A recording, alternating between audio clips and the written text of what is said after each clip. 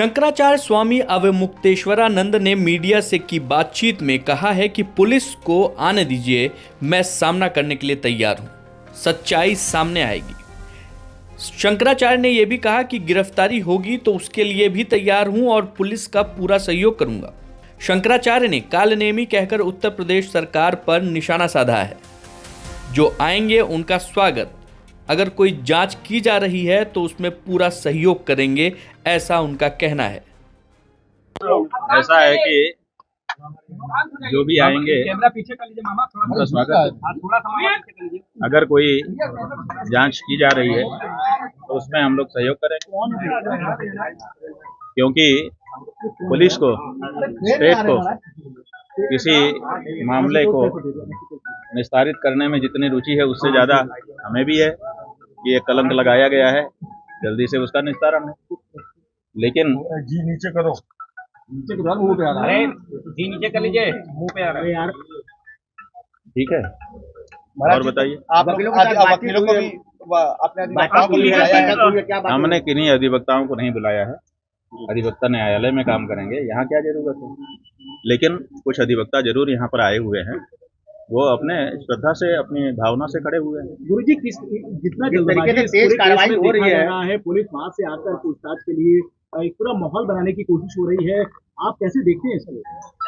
रामचरितमानस में लंका कांड है, वहां पर विभीषण ने रावण को समझाते हुए कहा है, उघरे अंत न होई निबाहु, काल नेमि जिमि रावण राहु। मतलब जो भी छद्म वेशधारी होगा, ढोंगी होगा, पाखंडी होगा, उसके ढोंग का, पाखंड का एक न एक दिन अंत होगा। न होई निबाहु, निबाह नहीं हो सकेगा। और 3 उदाहरण दिए, रावण, कालनेमी और राहु। रावण जो है वो सन्यासी का वेश धारण करके आया था, सीता जी को हर करके ले गया, लेकिन उसका पर्दाफाश हो गया, ये असली सन्यासी नहीं है। इसी तरह से कालनेमी यति सन्यासी का वेश धारण करके आया था हनुमान जी के सामने, उसका भी पर्दाफाश हो गया, चुप नहीं सका। और राहु देवताओं का वेश धारण करके देवताओं की पंक्ति में अमृत पीने के लिए बैठ गया था, लेकिन उसका भी पर्दाफाश हो गया। तो जो लोग भी छद्म वेशधारी हैं उनका पर्दाफाश होना ही है, ना होने का कोई सवाल ही नहीं है। इसलिए हम लोग निश्चिंत हैं। उत्तर प्रदेश की पुलिस जांच कर रही है। हालांकि जनता कह रही है कि उत्तर प्रदेश की पुलिस पर हमको भरोसा नहीं है, दूसरे प्रदेश की जहां पर बीजेपी की गवर्नमेंट ना हो वहां की पुलिस जांच करे। और हम तो जो पुलिस आ रही है उसी के लिए तैयार है कि भाई पूछ लो क्या पूछना है प्रश्न। तो महाराज जी सपोर्ट करेंगे पूछताछ में? हाँ जी, गिरफ्तार हमें कुछ जानकारी नहीं है। आप लोग जो बता रहे हो आप लोग ज्यादा जानते हो। गिरफ्तारी का प्रश्न नहीं बनता है, क्योंकि गिरफ्तारी 3 कारणों से की जाती है। एक, जो घटना हुई है अगर, तो उसका एविडेंस सुरक्षित रखने की दृष्टि से। दूसरे, मेडिकल टेस्ट कराने की दृष्टि से। और तीसरे, जो अभियुक्त है जिसके ऊपर आरोप लगाया गया है वो कहीं भाग ना जाए।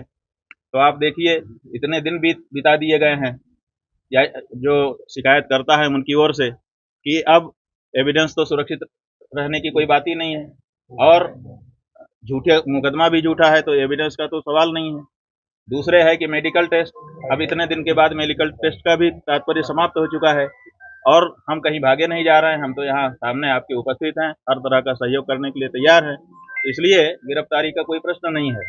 लेकिन उसके बाद भी अगर गिरफ्तारी की जाती है तो इसका मतलब है कि कालनेमी जो बैठा हुआ है वो चाहता है कि शंकराचार्य का अपमान करें, इनको जनता की नज़र में दोषी सिद्ध करने की दृष्टि से गिरफ्तारी की कार्रवाई करें। तो वो भी, हम तो पुलिस का कोई विरोध नहीं करेंगे, हम उसका सहयोग करेंगे। वो जो करेंगे जनता तो सब देख रही है। देखिए 3 कोर्ट है हमारे लिए, एक निचली कोर्ट है, एक मिडिल कोर्ट है और एक हाई कोर्ट, सुप्रीम कोर्ट है। तो जो निचली कोर्ट है वो जनता है, जनता सब देख रही है, वो निर्णय देने वाली है। जो मिडिल कोर्ट है, हाई कोर्ट, वो हमारा हृदय है, हम जान रहे हैं कि हम गलत हैं कि नहीं हैं। और तीसरे ईश्वर है, सुप्रीम कोर्ट, वो भी देख रहा है कि कौन गलत है कौन सही है। तो ऐसी परिस्थिति में तीनों कोर्ट से हमको क्लीन चिट है। हमारा अंतःकरण हमारे साथ है, स्पष्ट कह रहा है कि तुम निर्दोष हो। ईश्वर की तरफ से भी हमको वही सूचना है और जनता की ओर से भी। तो जो झूठ है वो अंत में निकल ही जाता है, पता चल ही जाता है कि ये सब बनावटी था। उगरे अंत न होई निबाहु हमने बता दिया, तो जो कहानी गढ़ी गई है वो आज नहीं तो कल, कल नहीं तो परसों झूठी सिद्ध हो जाएगी। महाराज जी, क्या दिक्कत है? आपने कहा बात यह है, प्रयागराज में लगातार धरने पर बैठे रहे थे, घटना कब हो गई? जो बता रहे हैं कि दो बच्चों के साथ इस तरह की घटना हो बात यह है कि हम तो आप लोगों के कैमरों की जद में थे।